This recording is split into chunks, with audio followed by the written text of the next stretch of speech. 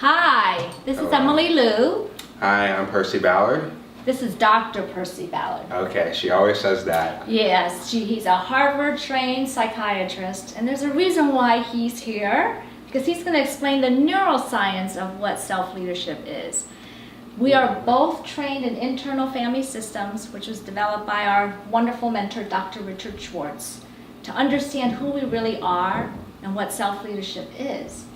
So there's 3 levels of internal family systems training. I'm level 1 and level 2 trained. And what I've essentially done is translated internal family systems for beyond psychotherapy to help to unleash extraordinary. So I'm an author. I wrote the book, How to Permanently Erase Negative Self-Talk So You Can Be Extraordinary. That was published in 2015. And I'm on to writing my 2nd book right now, which is Why Great Leaders Need Love Affairs. So I spent 27 years in pharmaceuticals, and so the last 10 of those 27 years I spent in the psychiatry arena, so I understand neuroscience quite a bit too. So I bring some of that background into how I coach high achievers to become unstoppable. So I help to transform leaders and organizations and teams so that they could thrive and achieve the results that they want. And so everything in my journey has led me up to finding my life's calling to do this work in self-leadership and to help high achievers become unstoppable. So that's my background. Excellent. Well, I suppose I will follow that up. I am Dr. Percy Ballard. I went to medical school at Harvard and also did residency at Harvard Medical School. Since going to residency or while I was in residency, I trained in IFS levels 1, 2, and 3.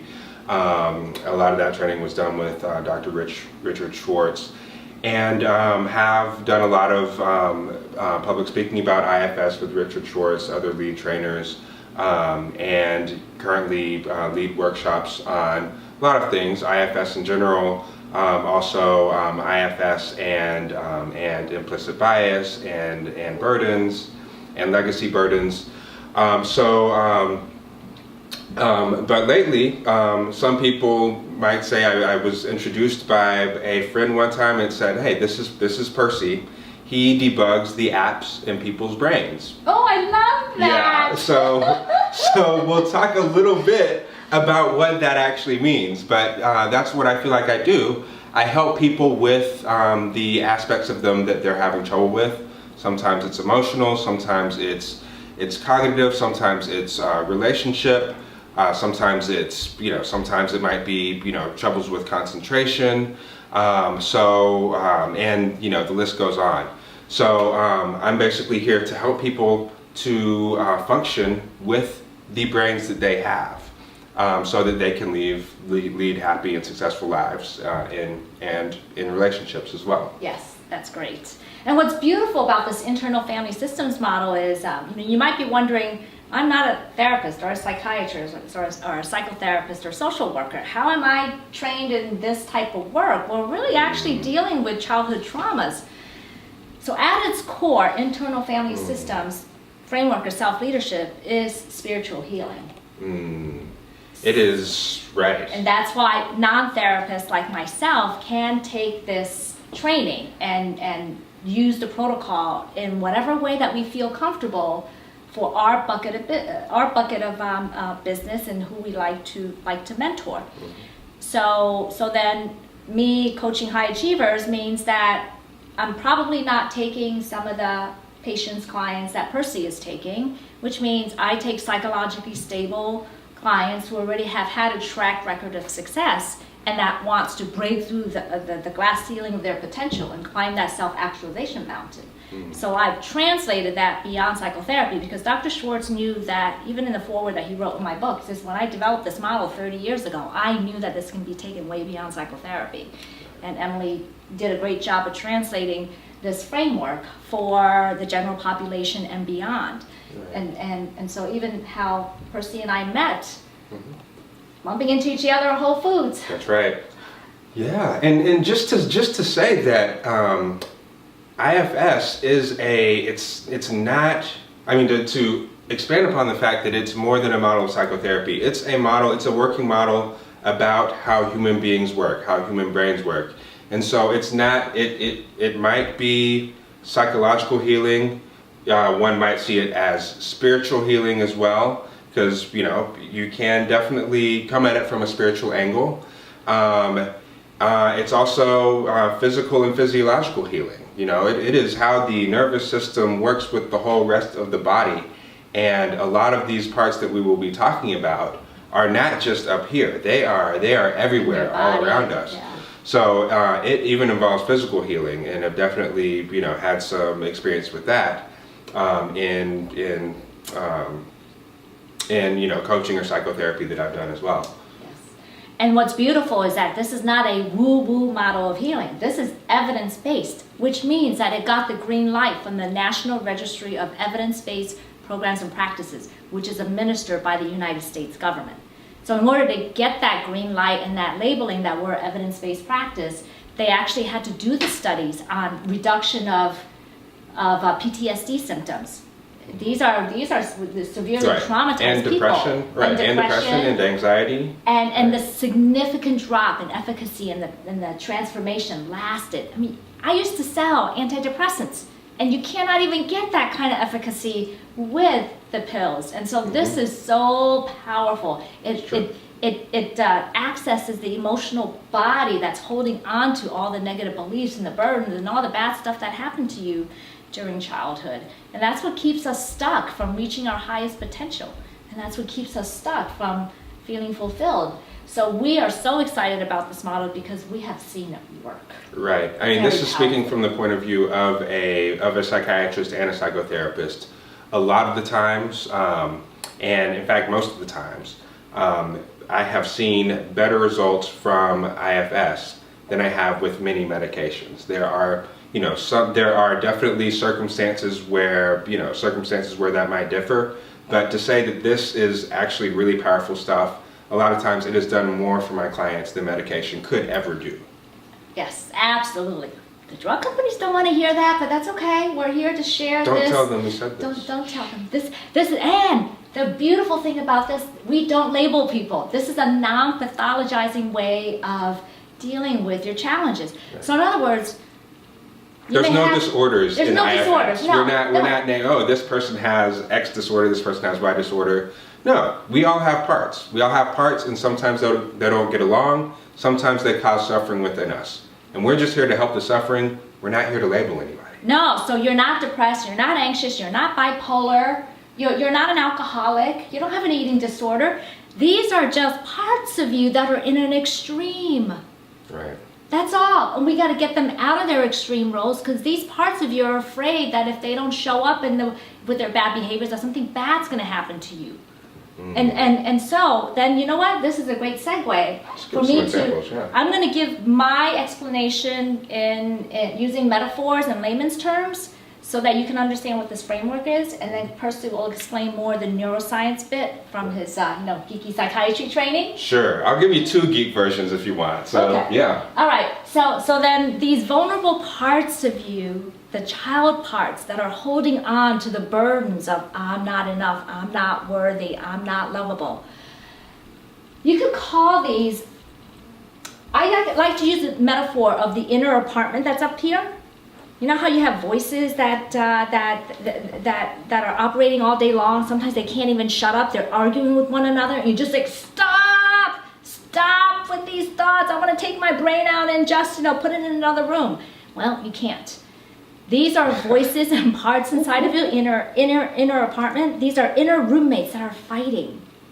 So these inner roommates are fighting because they are protecting the child vulnerable parts of you that are exiled into the dark closet in that apartment. They're locked away. So think of them as the little young parts of you, the young creatures. Maybe it's a 6-month-old, a 4-year-old, a 6-year-old.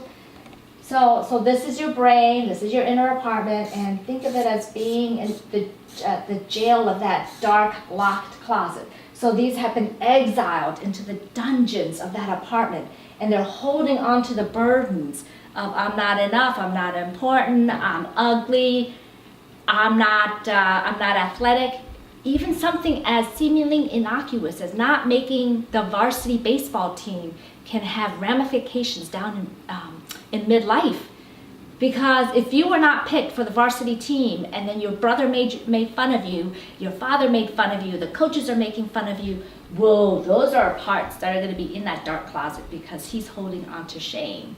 I'm never going to be good enough compared to X, Y, and Z. So those burdens are, people call this like their emotional baggage that they're carrying around. And in traditional therapy models, a lot of times you're talking about it from a higher perspective. Yeah, I know that 5-year-old or that 5-year-old that dad said he's never going to amount to anything because he did something bad in kindergarten. Well, you know what? You talk about it, but you're not in the experience. Because it's that part of you, you're still looking at that dark closet. You're not unlocking the closet. Because the closet cannot be unlocked in the inner apartment because it's being guarded by these, think of these soldier parts of you. They're protectors. They're rowdy. These are the parts of you that could have ended up being angry or shy. Shyness is an extreme part. We all have shy parts, but when they're in an extreme and afraid to talk to people, they're afraid something bad is going to happen to you if you go up to them and start speaking. And so that's because it's protecting a 8-year-old part of you that was told that you're never gonna be like your smarter sister or prettier sister. So that shy part overtakes your psyche and keeps thinking that you're still 8 years old. And that's why at 25, 35, 40 years old, you end up with shy parts. Or maybe you're trying to date, or maybe you're trying to be sexier in the bedroom, and the shy part takes over. So these are our protectors. Eating too much, drinking too much, shy part, procrastination, perfectionism, even eating too little, anything in an extreme are protectors that are stuck in the past. So they're the ones in the living room of the apartment making lots of noise, and they're keeping you stuck. I know I should be going after that job, but no, I'm not qualified. Or I'll never show up in the way that I need. Oh, I'm 20 pounds too heavy. Well, that protector is hiding you, is trying to hide you from exposure because your younger part still thinks that you're not going to be good enough. I won't ask that person on a date. Won't go talk to that person that I am interested in talking to. All those things that hold us back. Yes. So. Yes. No, thank you for adding that. And also, this also plays in dating where somebody is objectively beautiful. Let's say they won the genetic lottery. It's easy for them to keep a slim figure. They have good taste instead of picking clothing out. But they're just a shell. They're not holding inner beauty. And they're not holding inner beauty because the younger parts of them never felt validated by their caregivers or people around them. So some people put on the mask of lots of makeup and maybe perhaps even excessive plastic surgery to try to get validation from the outside. And deep down inside, they may look like they're an 8, but deep down inside, they are feeling like a 2. And I've had clients like that, and the transformation that all the time. Once you get the inner beauty out, whoa, when it matches, it is very powerful. And so this whole system, this whole inner apartment with these roommates, they're not working together because they still think you're a child. And the way to heal this whole system so that they could get on the same sheet of music as you, the highest self, is the self. The self possesses the 8 C's and the 5 P's of self-leadership, which is connection, curiosity, clarity, connectedness, calmness, courage. Am I missing anything? I'm missing a couple more. Playfulness, presence, and persistence, patience. Yeah, I mean you've hit most of them. Yeah. And it's in all of us. And if we could have more of that person be the leader of the inner apartment, because the inner apartment, all these inner roommates, they are looking for a leader. They're children. They're looking for your highest self to get them in order, to heal, and get those parts of you that are still stuck in the dark closet of that apartment, because those are the parts of you that need to be healed. And when this whole system is healed through you, the highest self, reparenting these exiled parts of you, and you help him or help her release the I'm not good enough, I'm not worthy, and help to adopt new beliefs that I am worthy, I am beautiful, I am attractive, I am handsome, I deserve what I want. And they come out of the dark closet and they're playing on the same sheet of music. The protectors, the extreme behaviors, thoughts, and feelings, they could dial it down.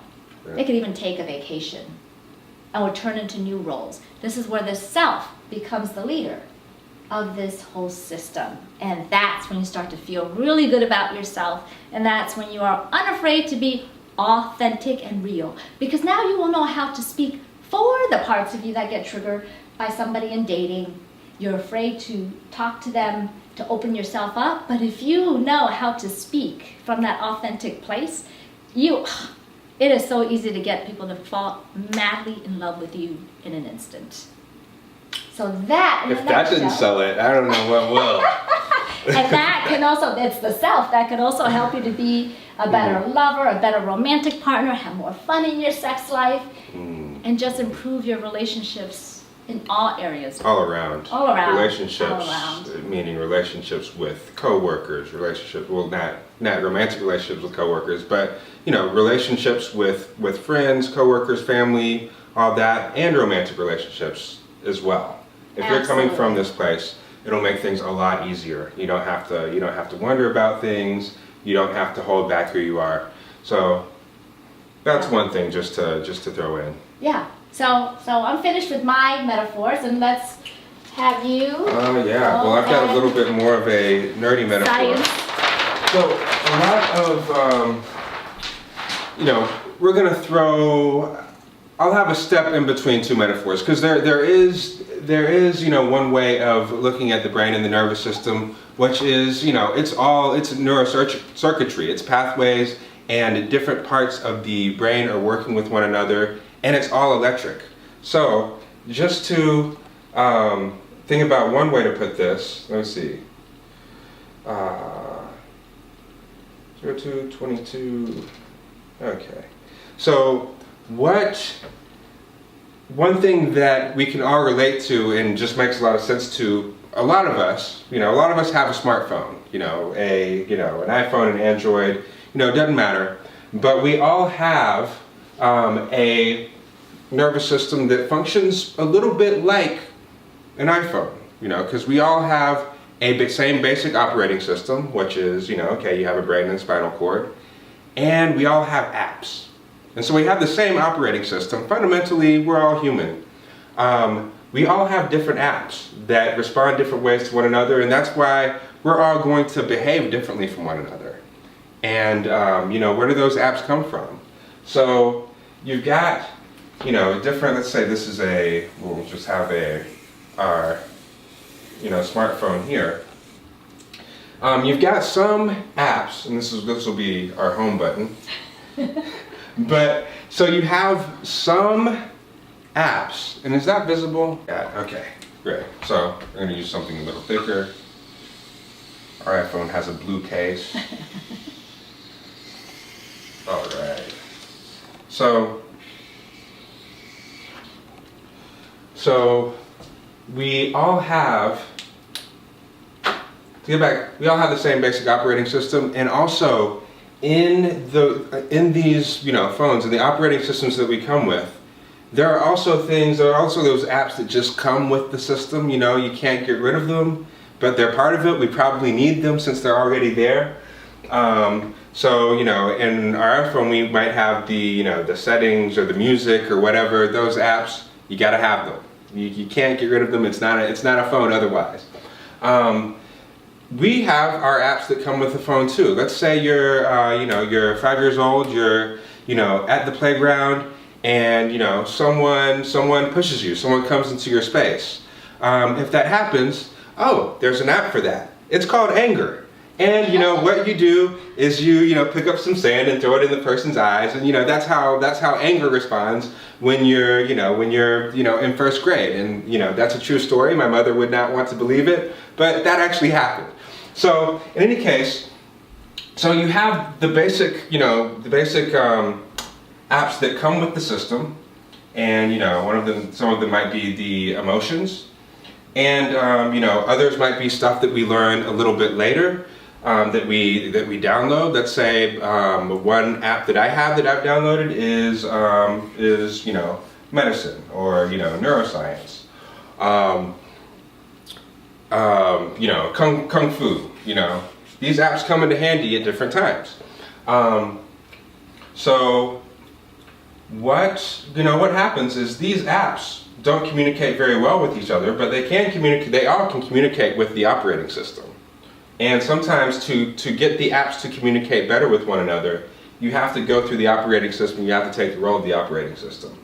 And so this happens when, let's say, anger can often just take up the whole screen and maximize. And you won't be seeing any of these other apps. It's just anger there. But IFS is the way of hitting the home button. It's the way of hitting the home button, so we can go back out and we can see all the apps. And yes, there is a part here that is angry, but there's also a part here that is scared, that it's protecting. And there's a part that is sad from something that happened before that doesn't want to feel that way, so it feels scared, and therefore you're using anger to protect all of that. So I guess coming to it from a different angle, we have 3 layers of the human brain. So just to speak of it, take it from a more techie perspective to a more biological perspective. This is my, very bad version of the human brain.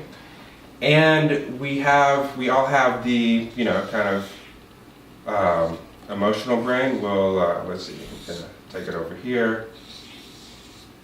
And so, in the middle of the brain is the limbic brain.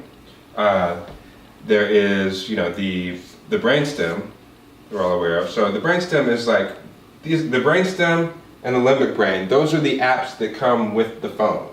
So you have all of the, in the brainstem, you have all of your normal stuff, your reflexes, your pooing and your peeing, and to some extent your crawling reflex and walking reflex. All of that is down here. That we call the reptile brain or the lizard brain. I don't know how to draw a lizard, but we'll put it like that. So this is our reptile brain, and we all have that. And or caveman brain is another way of thinking about that. Survival caveman brain? Well, yeah, it is the survival brain. It is definitely geared with, just survival, and, basically survival and reproduction is going to be down here. And all of that's going to be reflexive. Oh yeah, sex is down there. And there are a lot of sex parts that we've downloaded, but the basic circuitry is down here. We also have the I want to say the mammalian brain too. So the reptile brain, reptiles don't have to relate to one another. They just eat and kill and copulate and whatnot. Lay eggs or whatever they do. We have a mammalian brain also, and this is the emotional brain, because mammals have to relate to one another. They form herds or groups or prides, and we also form societies as human beings. But so we have to know how to connect to one another, and we do that using emotions. So everyone has an emotional brain. All of your emotions come with the phone, and they are mediated by the limbic system. So anger, fear, disgust, sadness, joy. Those are, you've probably seen Inside Out. All of those are kind of mediated by this limbic system here. And those come with the phone. We have to learn how to use them. Then you have the apps that you have downloaded, up here. So you have, the way that we respond to anger. You have let's say if a mammal gets angry, if a mammal is threatened in any way, all they kind of know how to do, they can fight, they can run, they can freeze. But however, when we see a threat, say this part of the limbic system gets activated, we can do a lot of things. Like we can lie and act like, oh, that wasn't me, I don't know what you're talking about. Yeah, we can lie. We have this other person that takes over us. Right. So we have a part that will take over and lie, if we need to. We have a part that might okay, I have, this emotion of anger, don't want to deal with it. I'm going to drink, or I'm going to use drugs. Or... That's big. Can we just focus on that a little bit? Because Sure. there's a lot of people that don't even realize that their need to go out and shove down the emotions of what happened at work, what happened at home. They're just numbing out. They're numbing out, right? And you can use drinks for that. You can also use sex for that. You can use food for that. So a lot of our behavior that it's just like we just can't stop doing. Most of the addictions are to medicate some sort of emotion that we have trouble tolerating. So those emotions that we have trouble tolerating are when I described the parts of us, the exiles in the dark closet. It's the emotions of the exiles, emotions, right? the From emotions, the childhood. Exactly. So the emotions that come up that are often associated with those experiences, and that'll bring up strong emotion, and we'll want to medicate that. We'll want to hide from it because that stuff is painful. If we wanted to do something about that, we would need a method in order to get these parts of us to step aside so that we could see, okay, what's really going on here that has us feeling so angry or so scared, or so ashamed. So that's what IFS, part of it is about, is kind of accessing the lower parts of our brain that these parts can't really access. You can't use food to get you out of, it's not going to get you out of a depression, a feeling of inferiority, a feeling of, not being, not really being, stimulated, or, not really having any motivation. It's not going to get you out of, feelings of fear from trauma. It's not going to do that. It can cover it up, and for a lot of people, it covers it up pretty darn well. But if you want to get past it, you have to get rid of the parts that might overthink, or use sex, or drink, or lie, or whatnot, or over intellectualize. You have to actually get down into the emotion. So this is a way to access emotions and to interact with emotions in a way that kind of links up, say, aspects of the brain. People often people will think it's the orbitofrontal cortex that really looks inside, but basically it's a part of the brain. It's going to be a place that is really going to link up the intellect with the emotion and be able to look inside of what's going on. So this is our introspective capacity. What we are wanting to do in IFS is we want this whole, as opposed to these parts that might argue with one another. A part might eat, and a part might say, no, I don't want to do that. We're going to inhibit this food monster. What we want to do is to get all of these parts. We want to, of course, rescue any of the parts that are traumatized and are causing these strong emotions to come out in us.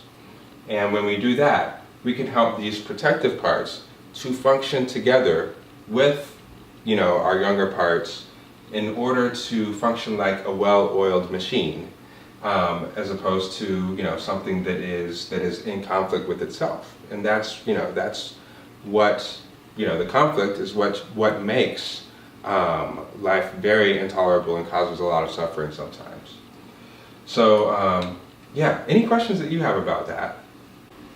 So another metaphor that I thought of was, think about, Percy is describing the brain, think about these parts: drinking, too much sex, too much food, lying. Those are all band-aids.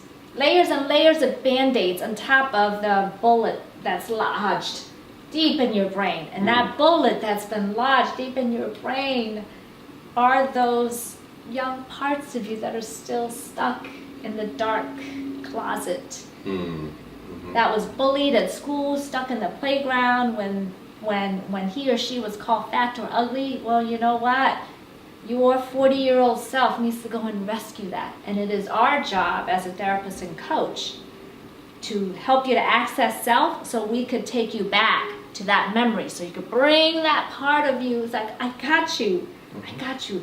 You see, Johnny had to say that because he came from a broken household. He didn't mean that. I'm here for you. You are lovable. You are enough. You're not fat, etc.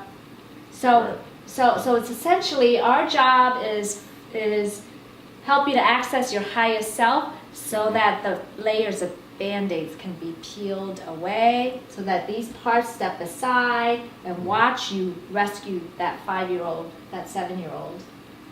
And then they'll be like, okay, what new job do you want? Okay, I'll let you have ice cream once in a while. We don't need to eat a gallon of it every night. And that's a negotiation. So when something happens, whenever in your life, it could be a childhood or adulthood, and for some reason it is overwhelming for our resources and it sends us into a dark place. It would make sense that our brain will do what it can in order to, if we have no resources to deal with it, we're going to shut it away. And we're going to shut it away because we can't live from that vulnerable place all the time. We won't be able to function. So we will shut it away. And technically it can be locked anywhere in the brain. But it will, when we have the resources, we can go to it. And a lot of times when we are at a place where we have resources, that's when those parts will start to come out. We'll start to say, hey, I'm still here. You'll start to feel, that shame that's down there, you don't know where it comes from, or, that fear or that anxiety, you don't know where that comes from, but, we'll have to learn how to cooperate with those and how to get them out of the places where they're stuck. And that's kind of what we mean by, the app that's holding on to that experience, or that place in your brain that's holding on to that experience, that is the app that needs to be debugged. That is an experience that happened. That is information that one was given from an experience that says, okay, you are worthless, you are alone, worthless, alone, not enough, not attractive. Yeah, so a lot of different messages that we can get from various experiences, or that we can, interpret experiences to mean for us, or we might have just been told that, but those get stored and they're toxic. They feel painful. Well, and those are the parts that also, there's a lot of issues around, I don't trust him, I don't trust her, I don't trust men, I don't trust women. Oh yeah. Or with men with their fear of commitment, or women with their fear of commitment, all of those fears and not trusting, it all has to do with that child that is in the dark closet, that is causing this extremes, like, no, I'm not committing to anybody, no, I want to sleep around. So we gotta explore that. I mean, this doesn't mean it's about being open about who you are. You may be monogamous, you may be polyamorous, you may be, I don't know, whatever other. Well, you may be non-gendered, transsexual, pansexual. It's okay. Whatever it is that you feel is you, that's perfectly fine. The things inside of you that are saying, I am not okay. I'm not okay the way that I am. Those are really the parts of us that we're trying to access and to bring into the light, and to help out, and to help those parts to know that, okay, actually, you're a human being. That's all that is. Yes. Right. You know why you were bullied? Because you're a human being. It's not because you're weak, it's not because you're worthless, it's not because of anything like any of these bad things about you. It's just understanding that, yeah, you're a human being, embracing your humanity, and learning to understand that, okay, we're okay, and I can make sense of this, I can learn from this, I can take it forward in my life. And there, from that, you don't have this constant negative voice or constant negative feeling about yourself, and we don't have to protect that constant negative voice with all the drinking, lying, sex, food, overreacting, over anger, non-trusting, all these protective behaviors that we've built around these kids that are within us that just want to live. Yes, and you know what? When you have done the proper healing, especially through the IFS model of self-leadership, is that you'll be able to be courageously vulnerable to talk about these former extreme parts of you to your partners. Right. From a very compassionate place. And that vulnerability in and of itself helps them to fall in love with you. Mm-hmm. And that's what we're all seeking. We don't want to date masks, because eventually all this stuff is gonna come out. And so that's what we're teaching in this YouTube channel, is help you to have a better sex life, a better dating life, better relationships, all through understanding self-leadership, all through understanding your extreme parts that are holding you back from feeling beautiful on the inside. Because when you have that inner love, fall madly in love with yourself through falling madly in love with all these inner roommates that you used to hate, that's when your vibration changes, because the energy of all of the stuck emotions of those younger parts of you gets released, and people will be like, you look different, you feel different, you look lighter. Mm-hmm. And that lightness is what helps you to attract a better partner.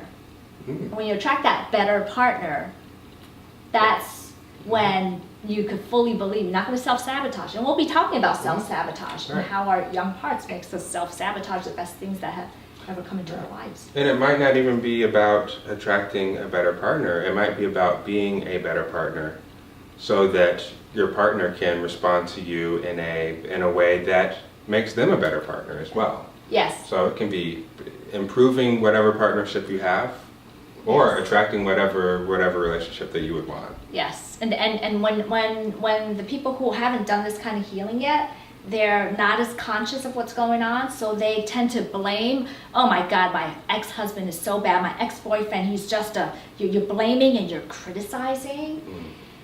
And that's okay. It's your blaming and criticizing part that needs to do that, because you're unaware of what's really going on. So once you understand self-leadership, you'll be able to take yourself up to a higher level and say, oh, now I see why Matt was such a jerk to me. He's really a 5-year-old that's been so broken. Oh, I really had no right to call him all sorts of names. I didn't know.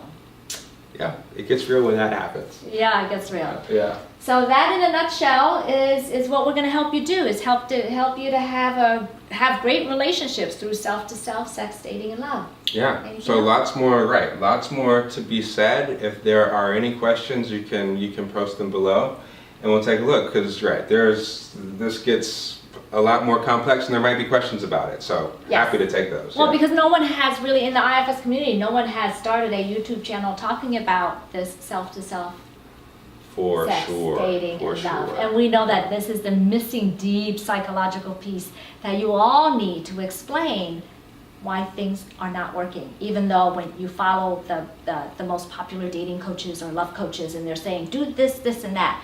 No, they haven't gone underneath the iceberg. They haven't gone down to the bullet that's making you like, okay, let's put another Band-Aid out. Let's rip this Band-Aid off. Let's put this flower cover, this nice covering on. Oh yeah, you have to be this, right. You should be like this in order, and if you're like this, then people will like you.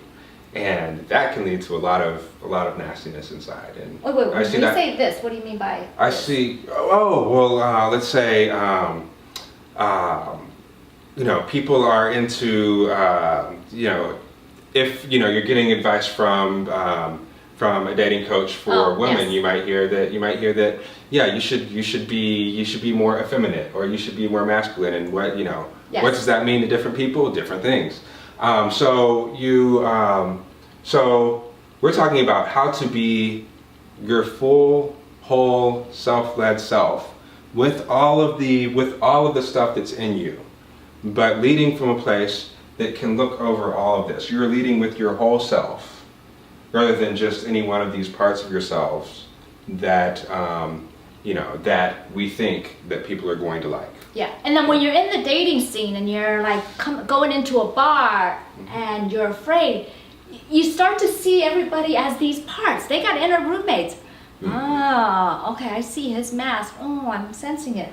It's okay. I'm going to get curious. So you actually hold the power position when you understand self-leadership. Right. And you have nothing to be afraid of. Yeah.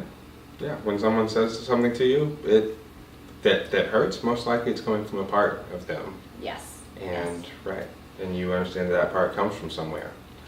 So yeah, we could probably talk about this forever if we wanted to. Yeah, so we gave you the foundation.